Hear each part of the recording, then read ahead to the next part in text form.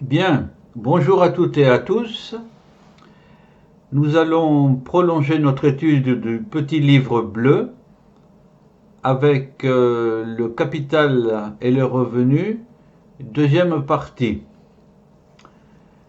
Bien sûr, nous allons le faire en compagnie de Candide, avec ses idées novatrices et son regard et ses lèvres narquoises de Voltaire. Donc, nous allons parler de ce qui est indiqué en rouge. Je vous rappelle que précédemment, nous avons vu le système des impôts, les inconvénients. Et donc nous sommes en mesure à prendre. Nous allons voir ces mesures, puis des exceptions, puis l'application graduelle, car la matière est très sérieuse, et des conséquences alors de très grande importance, franchement, des conséquences au niveau de l'Union européenne et des conséquences internationales. Nous allons voir ça. Les mesures à prendre. Je rappelle que l'impôt existe, au moins depuis les pharaons, et c'est une vieillerie poussiéreuse qui n'a jamais fait l'objet de suppression jusqu'ici. Oui, une vieillerie poussiéreuse. Les impôts seraient supprimés, voilà le grand principe de cette politique, et corrélativement, par principe, toute subvention et prestation économique. C'est tout un monde, inauguré après la Seconde Guerre mondiale, qui s'effondrerait. Les mauvaises habitudes sont difficiles dans le domaine sociopolitique à perdre. Quand on est habitué que les oies rôties tombent toutes prêtes du ciel, évidemment, comment y renoncer? Mais réfléchissons un tout petit peu. On ferait des économies considérables par suppression de toutes les structures, et il y en a, ou personnels fiscaux, y compris les avocats fiscaux. Il n'y en a pas beaucoup. De toutes les discussions sans fin sur l'impôt, qu'est-ce qu'on gagnerait comme temps? Le temps, toujours le temps. Tant qu'il pourrait être beaucoup mieux employé, je le redirai éternellement, à produire des biens ou des services et des idées.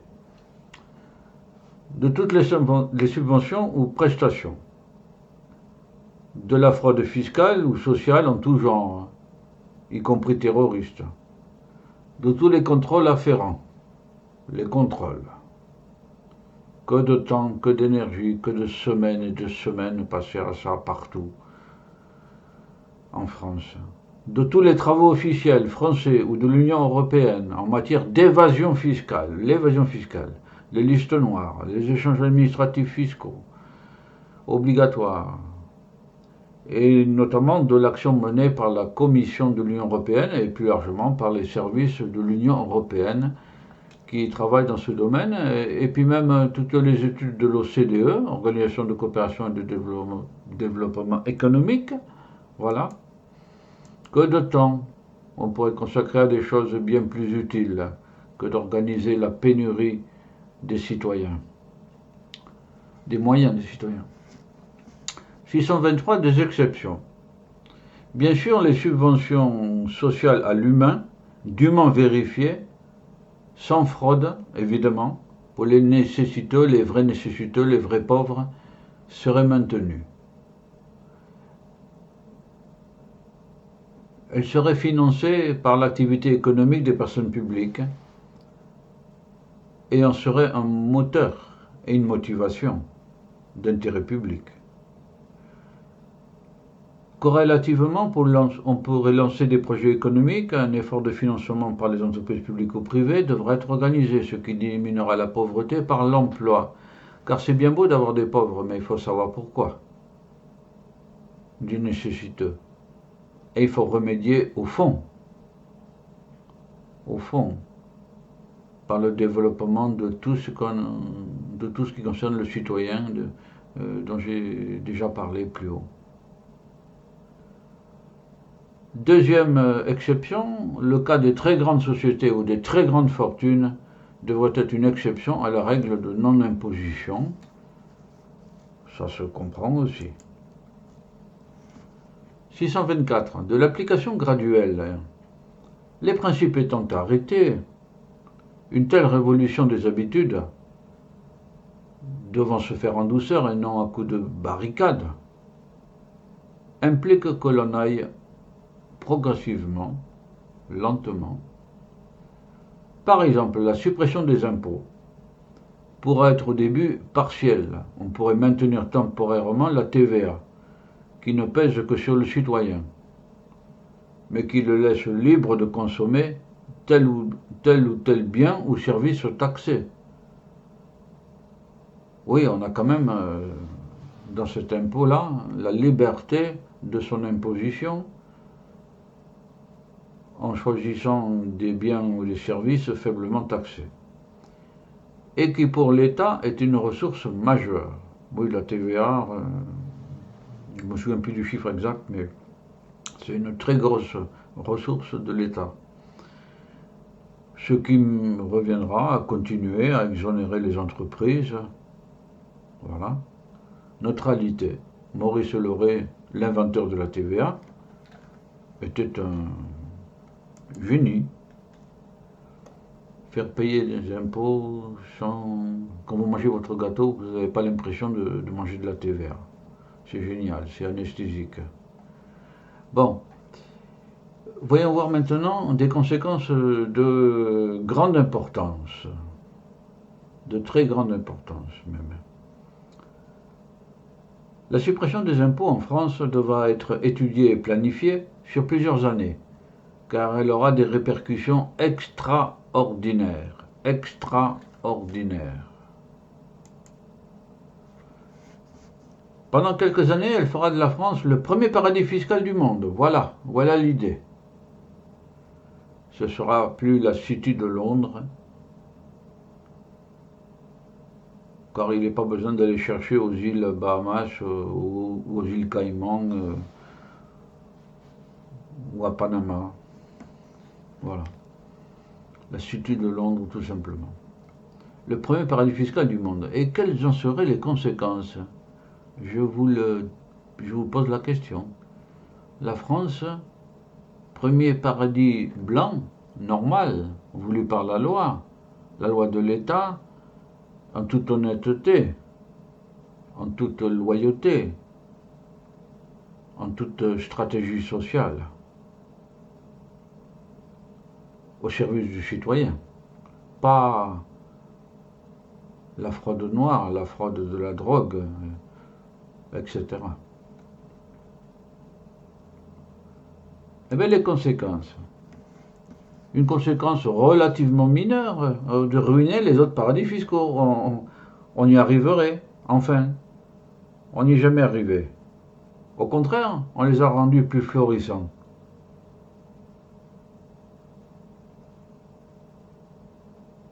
Cela aura pour conséquence majeure d'attirer en France un grand nombre de sociétés et de capitaux, ravis de cette neutralité fiscale. Donc une grande richesse.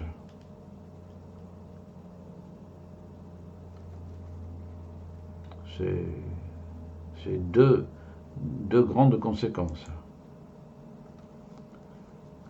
Il pourra être demandé à ces grands groupes privés, quand même, étant donné leur réussite sur place, une donation d'honneur. On ne va pas dire une imposition, ce sera volontaire, pour combler le déficit budgétaire français, car c'est là un problème majeur. Depuis le dernier budget en équilibre après la mort de Charles de Gaulle, on s'est lancé dans une politique de déficit, d'emprunt, par l'agence notamment France Trésor. Voilà. Donc, une donation d'honneur. On étudiera cette question pour honorer ces groupes. Les créditeurs étant ainsi remboursés, se hâteront, qu'est-ce qu'ils feront après? Ben, ils seront contents. Et beaucoup se hâteront d'investir leurs nouveaux capitaux en France, puisque c'est devenu un paradis fiscal, dans les entreprises publiques ou privées. Oui. On s'efforcera d'affecter une partie de ces richesses dans le développement des citoyens, culturels, financiers et commerciaux, c'est-à-dire surtout la création d'entreprises pour produire des biens et des services et des idées, l'invention. D'autres conséquences maintenant plus classiques, européennes, le droit.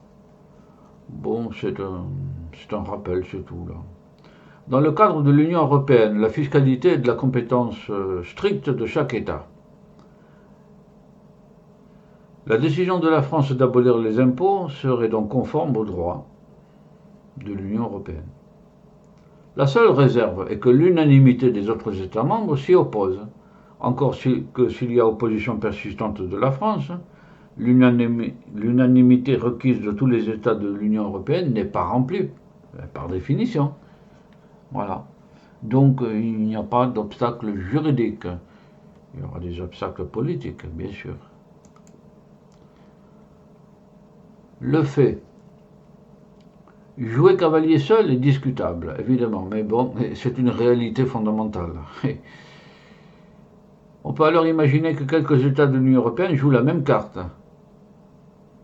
quitte à répartir une partie des retombées financières entre tous. Eh bien, dans ce cas-là, ça prendra encore une année ou deux ou trois. Ce serait une belle solidarité au niveau de l'Union européenne basée non sur l'emprunt, mais sur les recettes. C'est pas du tout la même chose.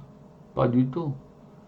On s'est glorifié de permettre, il y a peu d'années, à l'Union européenne d'emprunter. Pour la première fois, elle a emprunté.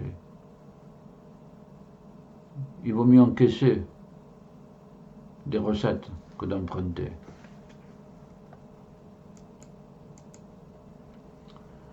D'autres conséquences internationales. Outre les paradis fiscaux, cela ruinera aussi d'autres initiatives de minorer l'imposition, comme en 2018 celle du président des États-Unis de moins imposer les capitaux des sociétés américaines rapatriées aux USA. La société Apple avait ainsi rapatrié 250 milliards de dollars. Oui. Alors j'ai rajouté une note. Par ailleurs, Candide ne peut pas s'empêcher de penser que l'abolition des impôts sera comparable à l'abolition du servage en 1861 en Russie, un fait historique et qui frappera le monde une fois de plus venant de la France, car c'était des idées françaises qui étaient en application là aussi. Mais si en Russie les serfs libérés avaient très rarement reçu une éducation, sauf par Tolstoï par exemple, pour se prendre en charge et ne savaient souvent que faire de cette liberté, il sera un fait certain pour la France que le citoyen libéré de l'impôt investira dans la consommation ou investira dans l'entreprise, car il sera cultivé, surtout si sa culture est améliorée, ainsi qu'il est préconisé par Candide. Nous venons de parcourir tout ceci, du capital et du revenu. Voilà. Corrélativement, nous avons fini ces idées, bien sûr. Et donc nous en avons fini avec ce montage sur le capital et le revenu, sur une question très importante donc. Et donc nous vous disons un petit à bientôt, et de laisser bien maturer toutes ces idées dans votre cerveau. Voilà. Et dans cette attente, Candide vous dit au revoir et à la suite. À la suite.